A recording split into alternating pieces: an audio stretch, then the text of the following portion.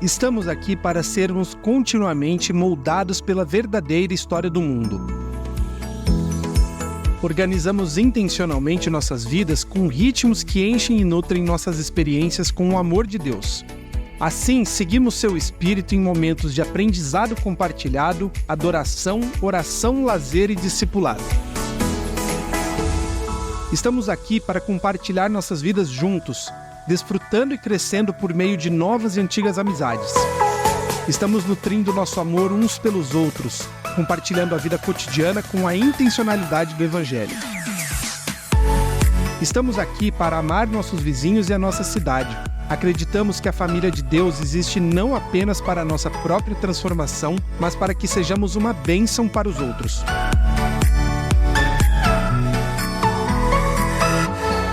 Ático, moldados por Deus, juntos para o bem de Curitiba.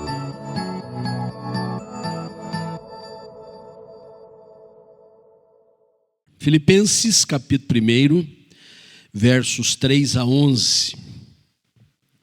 A carta que Paulo escreveu aos Filipenses, ela é muito cara, muito querida, mas ela acontece num contexto adverso. Paulo se achava preso em Roma. Ele não perdia tempo.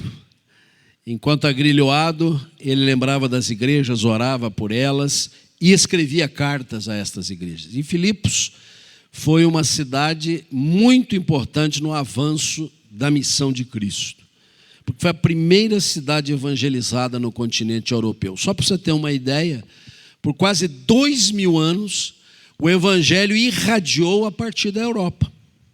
Mais recentemente é que a Europa precisa agora ser reevangelizada. A gente visita os países europeus, templos lindos, maravilhosos, que viraram museus. Quando você acha um dia de celebração, de culto, você fica assim, oh, que bom, hoje tem culto. Inclusive nas igrejas de tradição reformada. É uma visita maravilhosa, mas você fica perguntando, cadê o povo de Deus? Não tem. Mas por 2000 anos, a partir da Europa, é que o evangelho era esparramado pelo mundo afora. E começou em Filipos. E por uma razão simples. Paulo estava fazendo a sua segunda viagem missionária de ratificação do que ele havia feito na primeira viagem, para confirmar os crentes, e quando estava lá na altura do Mar Egeu, já para fazer a volta e retornar para a sua base em Antioquia da Síria, ele teve uma visão, em que um varão macedônio, que ficava do outro lado do Mar Egeu, dizia assim, passa a Macedônia e ajuda-nos. E ele, ao invés de retornar, ele atravessou, e a primeira cidade que ele encontrou foi Filipos, e ali foi pregar o evangelho. Então aqui é uma carta muito querida para Paulo. E ele reflete isso com muitas expressões de júbilo, de regozijo, de menções pessoais. Não que fosse a igreja perfeita. Havia inclusive problemas muito sérios. Mas ele deixa transparecer que, de alguma forma, a experiência ali em Filipos se tornou modelar, padrão, paradigma, exemplo a ser replicado em outros lugares. E nós lemos então, a partir do verso 3, como segue: dou graças ao meu Deus por tudo que recordo de vós, fazendo sempre com alegria súplicas por todos vós em todas as minhas orações, pela vossa cooperação no evangelho, desde o primeiro dia até agora. Estou plenamente certo de que aquele que começou boa obra em vós há de completá-la até o dia de Cristo Jesus. Aliás, é justo que eu assim pense de todos vós, porque vos trago no coração, seja nas minhas algemas, seja na defesa e confirmação do Evangelho, pois todos sois participantes da graça comigo. Pois minha testemunha é Deus, da saudade que tenho de todos vós na terna misericórdia de Cristo Jesus. E também faço esta oração, que o vosso amor aumente mais e mais em pleno conhecimento e toda a percepção, para provardes as coisas excelentes e serdes sinceros e inculpáveis para o dia de Cristo, cheios de fruto de justiça, o qual é mediante Jesus Cristo, para a glória e louvor de Deus. Rogamos a Ti, Senhor, que enquanto meditamos na Tua palavra, o Teu Espírito faça cair as escamas dos nossos olhos espirituais, para termos a clareza do teu propósito, para atinarmos com a tua vontade, para dispormos o coração, para fazer a tua vontade, Senhor, em nome de Jesus. Amém. A igreja não é uma obra do pastor, dos pastores. A igreja não é do conselho da igreja. Esta igreja agora tem conselho, graças a Deus. Homens de Deus que foram escolhidos pela Assembleia, ordenados e instalados no seu ofício. Vai ajudar muito o pastor na condução do rebanho. Mas a igreja não é uma obra do conselho da igreja. A igreja não é uma obra de pessoas, juntas ou individualmente. A igreja é uma obra de Deus. A igreja é um trabalho do Senhor. A igreja é resultado do fazer divino. E o fazer divino, ele tem começo, meio e fim. Deus não deixa nada pela metade. No versículo 6, Paulo diz assim: aquele que começou boa obra, aquele é o Senhor. Foi ele que plantou essa igreja, não foi a igreja central, não foi decisão do conselho, não foi a vontade do reverendo Carlos de vir para cá. Tudo isso veio no objetivo do Senhor. O Senhor queria plantar essa igreja. E plantá-la aqui, nesse lugar, levou um tempinho para chegar aqui, mas chegou. Esse lugar já estava reservado para que aqui funcionasse a igreja. E nos caminhos do Senhor, se de futuro puder adquirir esse espaço, vamos adquirir, ou outro. Mas o Senhor começou a boa obra em nós. E Ele vai continuar fazendo essa obra. O Senhor começou e hoje Ele não está dizendo assim: Carlos, toma, a igreja é tua, conselho, a igreja é de vocês. Não, Ele continua na operação. Ele não sai da sua função de realizar a obra que é dele. O Senhor começou a sua obra quando, antes da fundação do mundo, aprove ao Senhor deliberar, salvar-nos antes da criação. A criação veio para dar seguimento ao projeto redentivo do Senhor. A queda que aconteceu depois da criação também deu rumo ao projeto redentivo do Senhor. Então Deus começa muito antes da gente. Continua fazendo e vai fazê-la até o final. Vai completá-la até o dia de Cristo Jesus, quando todo o pecado será extirpado, quando o ministério redentor do Senhor Jesus cobrir a todos os filhos de Deus, quando a glória do Senhor vai se espargir sobre toda a face da terra e o conhecimento do Senhor transbordará como as águas cobrem o mar. O Senhor vai levar até o fim o seu projeto. A obra é do Senhor. Tem começo, meio e fim, mas nós podemos ajudar. Nós podemos cooperar. Nós podemos contribuir. Nós podemos participar efetivamente dessa obra do Senhor. A primeira coisa que eu quero dizer é o seguinte: a gente já ajuda não atrapalhando. Porque às vezes a gente é danado para atrapalhar o que Deus está fazendo, né? A obra da santificação é o ministério do Espírito Santo no nosso coração. Se a gente não atrapalhar, Ele faz tudo direitinho. Mesmo atrapalhando, Ele faz. Imagine se a gente ajudar, né? Mas a gente sempre insiste em atrapalhar a obra do Espírito, adiando aquilo que poderia estar mais adiante. Na igreja é a mesma coisa. Então, de antemão, vocês têm esta prevenção. Eu estou fazendo alguma coisa que está impedindo, que está atrapalhando, que está segurando o progresso da causa? Se isso está acontecendo, é bom a gente sanar, porque já é uma forma da gente contribuir. Mas há pelo menos 5 coisas aqui nesse texto, e pontualmente eu vou falar delas, que a gente vai ajudar demais cooperando com a igreja que é do Senhor. Tá? A primeira coisa que a gente pode fazer é orar com muita alegria pela igreja. Porque isso é que Paulo fazia até preso, até agrilhoado, até debaixo de guardas de elite especial. Paulo fazia o quê? Não reclamava, não murmurava, não se queixava, orava. Versículo 4 diz assim: fazendo sempre com alegria súplicas por todos vós em minhas orações. especialmente liderança da igreja. Sempre que você pensar e lembrar da igreja, ore pela sua igreja. E aqui não é encomenda para o conselho e para a junta diaconal. Tem muitos líderes aqui nos ministérios. Porque igreja é uma coisa que dá trabalho. Igreja é um lugar que reúne pessoas. Ideias diferentes muitas vezes surgem. Nem todo mundo está no mesmo espírito, no mesmo objetivo. Rusgas acontecem. Então a nossa tendência é, quando lembrar da igreja, lembrar de uma coisa que não foi boa, não foi certa. Tá? Aqui hoje tudo está acontecendo dentro de uma programação, dentro do que nós previmos, até na cronometria dos fatos, né? Mas pode acontecer uma coisinha que não ficou boa, não sei, o café não ficou na temperatura certa, a água estava muito gelada, a bolachinha não ficou boa, porque a gente é muito dado a pegar as picuinhas. Você tem um quadro branco enorme, mas tem uma pintinha preta ali, todo mundo fica olhando para a pintinha preta.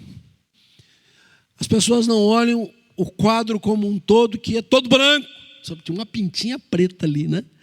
Então, ao invés da gente ver as coisas boas, a gente é levado a ver os senões, os problemas. Alguns talvez até sejam mais sérios. Mas quando você lembrar da sua igreja, você ajuda muito. Se em vez de queixar, lamentar, reclamar, murmurar, você orar, rendendo graças ao Senhor e dizendo: Senhor, esta é a tua obra. Esse ministério é do Senhor. Eu quero te render graças pelos líderes da igreja, pelo meu pastor, pelo conselho, pelos trabalhos que se realizam, pelos pequenos grupos, pelos novos que estão chegando, que vão dar trabalho para a gente. Se a gente não quer ter trabalho, a gente não avança na expansão, na plantação de igrejas. Toda vez que chega um obreiro igual o Carlos, diz assim: pastor, eu vim aqui, eu estou achando que eu quero plantar uma igreja. Eu falo assim: vai me arranjar serviço. Eu já tenho muita coisa para fazer. Mas é a obra do Senhor, e a gente diz: Senhor, obrigado, porque o Senhor mandou um obreiro que quer fazer o teu reino estender, e que dê trabalho, e que arranje mais agenda para a gente, mas é para a glória do Senhor. Quem não quer ter trabalho, cruza os braços, assenta confortavelmente na sua poltrona e vê a banda passar. Mas quem quer ver o reino crescendo, arregaça as mangas e vai à luta. E então os problemas vêm. E a gente faz o quê? Coopera, dando graças a Deus com alegria. Acho linda demais essa expressão. Paulo não orava apenas como muitas vezes a gente faz, né? É reunião de oração. Vamos lá para apresentar uma lista de problemas, de lutas, dificuldade, orar pelo enfermo, pelo enlutado, pelo aprisionado, pelo que está sofrendo. E tudo tem um tom menor. Paulo diz assim: eu faço orações com alegria, até quando eu estou orando pelos problemas, pelas dificuldades. É com júbilo. Então a primeira cooperação que você pode dar à igreja que é do Senhor é orar jubilosamente. É cultivar uma vida de oração com alegria na presença do Senhor. Mas há uma segunda coisa que esse texto nos diz sobre a nossa cooperação com a obra que é do Senhor, e vem no versículo 5, quando lemos assim: pela vossa cooperação no Evangelho desde o primeiro dia até agora. Esta frase tem um signo muito objetivo, porque quando coloca o Evangelho, está pensando na difusão do mesmo, na proclamação da palavra de graça do Senhor. Então Paulo está dizendo: olha, quando eu cheguei aí, primeiro dia, e encontrei um grupo de mulheres orando ali num laguinho. Hoje, quando a gente visita as ruínas do que fora a antiga Filipos, a gente é levado a um lugar que já criaram um ambiente de turismo muito bom, os veículos param ali, a gente compra lembrancinhas, mas é para evocar que naquele lugar começou a igreja de Filipos, e a líder do movimento de oração chamava-se Lídia, que era uma mulher piedosa, mas ainda não era crente, precisava ouvir o Evangelho. E Paulo então encontrou num grupo de mulheres piedosas oportunidade de pregar o Evangelho. E ele está dizendo, desde o primeiro dia vocês viram como era importante evangelizar. A segunda cooperação que nós damos é evangelizando decididamente. Não seja reticente no partilhar o amor de Cristo, a palavra da salvação. Há pessoas que estão aqui nesta manhã porque houve quem dentro desse grupo diz assim, eu quero dizer uma coisa para você, Deus ama muito você, a ponto de ter Cristo morrido na cruz pelos seus pecados. E isto faz de nós, quando acolhemos esta palavra, uma nova criatura, e a gente vem fazer parte de um povo, o povo mais feliz da face da terra, que é o povo de Deus. E a pessoa fica assim, com essas meia dúzia de frases que a gente diz, e diz, eu quero conhecer melhor isso, e vem para a igreja. Porque a gente tem um foco de evangelizar decididamente. Às vezes eu sou perguntado, pastor, uma igreja que está assim, se organizando, está dando seus primeiros passos, quando é que ela tem que se tornar, ela pode se tornar uma igreja missionária? A resposta é clara aqui, desde o primeiro dia.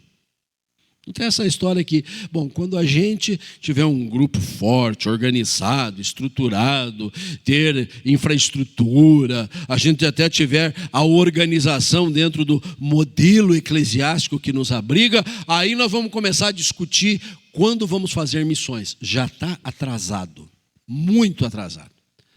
A igreja começa missionária, prossegue missionária, será sempre missionária, evangelizando, anunciando as boas novas. A igreja é de Deus, mas você tem a oportunidade de cooperar com a obra de Deus, falando aos seus conhecidos, parentes, colegas de trabalho, de escola, gente que você cruza pela rua, do amor de Deus, da graça de Cristo, da salvação que está contida na obra que Ele realizou lá no Calvário. E dessa forma você traz uma cooperação maravilhosa, que é muito mais importante talvez do que o projeto da própria liderança da igreja como um todo. A gente só realiza isso porque tem o trabalho de cada um fazendo esse ministério. Mas a gente pode cooperar um pouquinho mais. Paulo aqui nesta epístola, ele dá um depoimento pessoal do seu amor, do seu carinho por aquela igreja. Ele chega mesmo a dizer, eu tenho uma saudade dessa igreja. É a única vez no Novo Testamento que aparece a palavra saudade, uma palavra que é eminentemente portuguesa, né?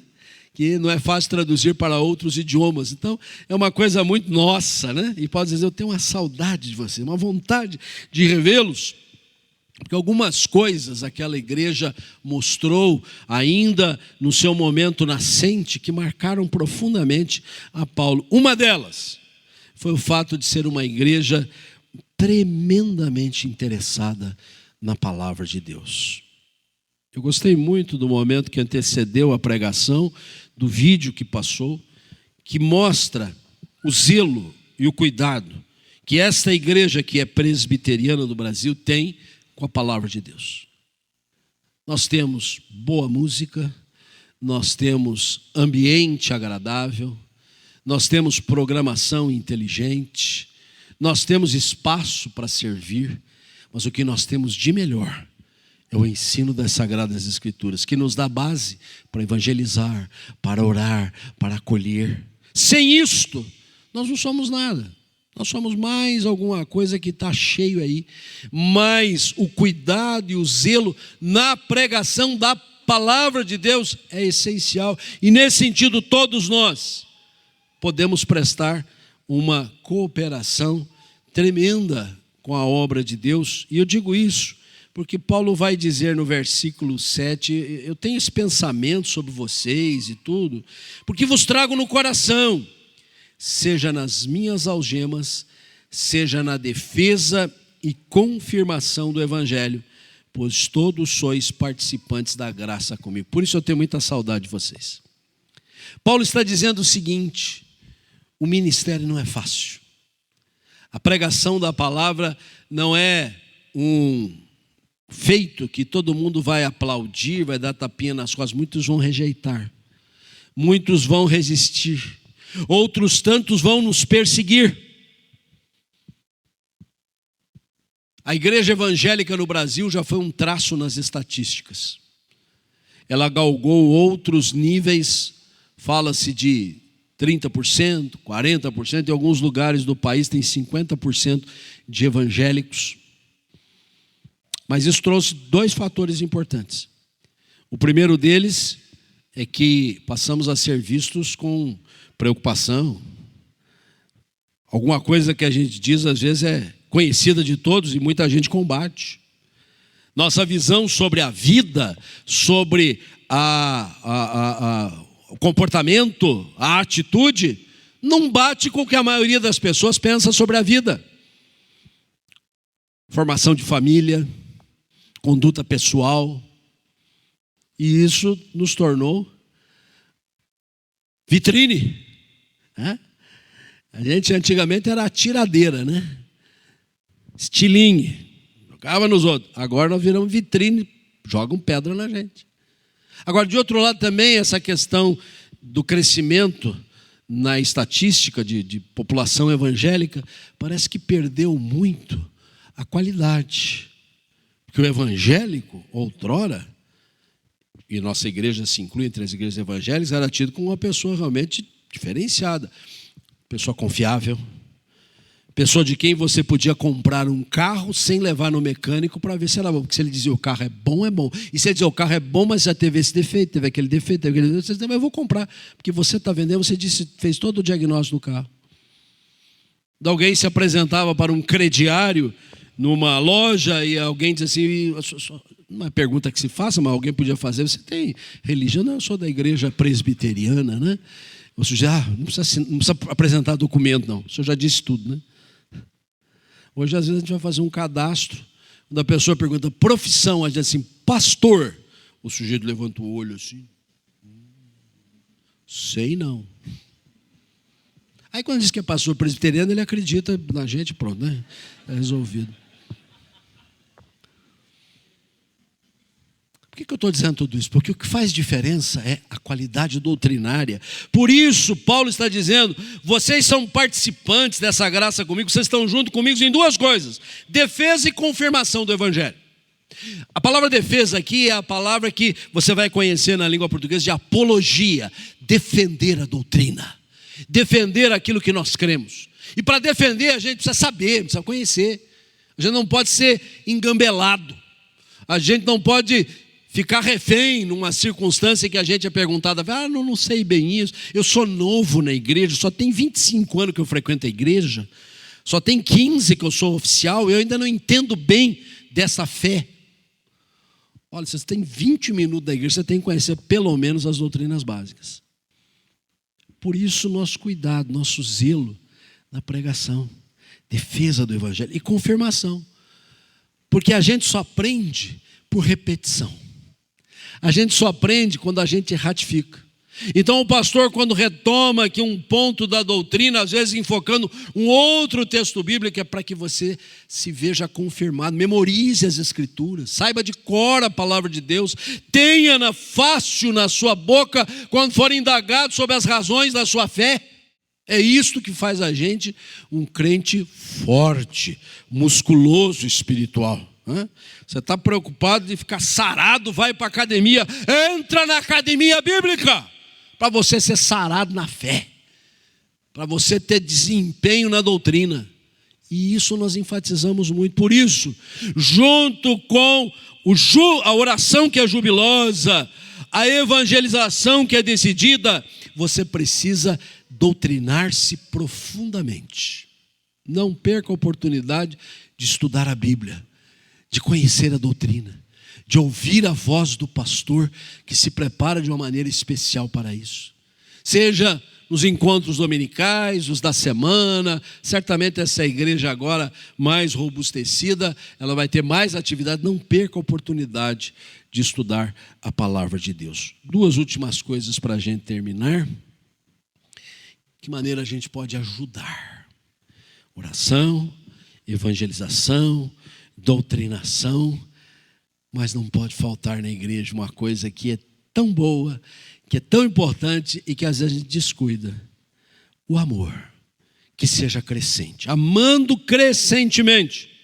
Verso 9: faço esta oração, que o vosso amor aumente mais e mais em pleno conhecimento e toda a percepção. Tem jeito da gente amar mais? Sempre tem. Porque o amor não é apenas uma sensação, uma emoção, também é. A gente se sente bem. A gente gosta de estar com alguém. É o amor do apaixonado, enamorado. É o amor fraternal. É o amor de Cristo por nós. É algo encantador. Mas esse amor, ele precisa crescer. E ele cresce na medida que ele reconhece necessidades. Ele percebe aquilo que é necessário. O vosso amor aumente mais e mais em pleno conhecimento e toda a percepção. E no meio da igreja, o amor tem um papel muito importante. Porque religião tem muita. Igreja aos borbotões. Mas uma igreja que é obra do Senhor, nela precisa residir o amor de Cristo, que transborda para ser o amor fraternal.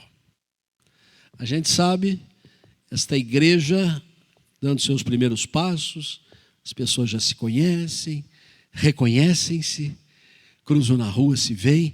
Eu rogo a Deus que essa igreja possa ir expandindo-se, crescendo, sendo assim uma referência na nossa cidade e região, como está proposto no projeto. Só não percam de vista o ambiente fraternal. Algumas igrejas vieram galgando este degrau de desenvolvimento, de crescimento, de aumento, expandindo-se. Só que no meio de tudo isso teve muita briga, muita cisão, muita vaidade, muito predomínio de A contra B. E no final, de igreja só tinha placa, porque o ambiente não era fraternal. E essa igreja é advertida no dia da sua organização, entre outras coisas, cooperar, vivendo um amor crescente, amando crescentemente. Não há limites para o amor.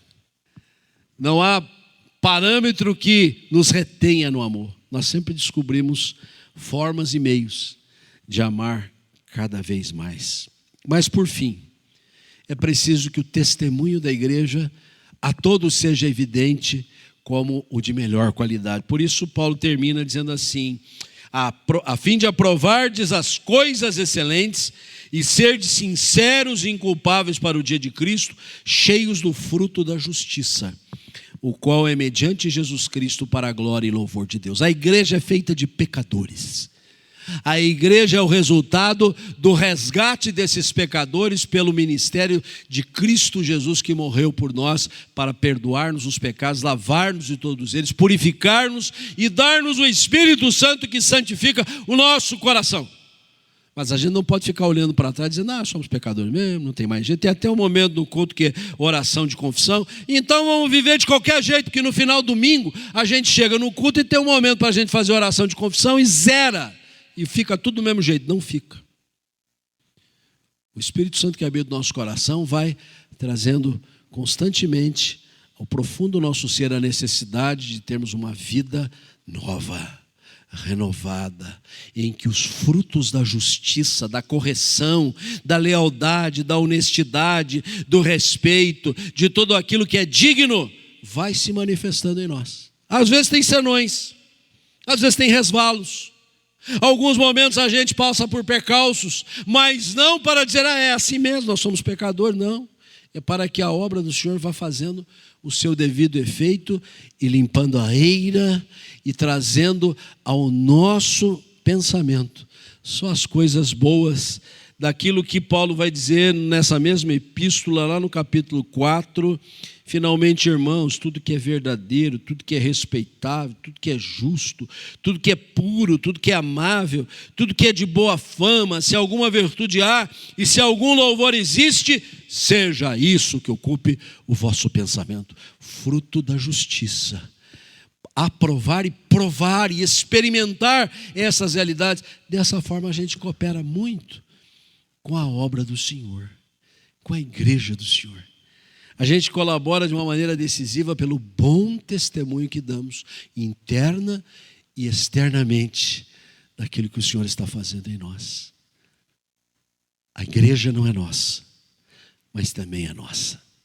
A igreja é do Senhor, mas ela é resultado daquilo que nós cooperamos com a obra do Senhor.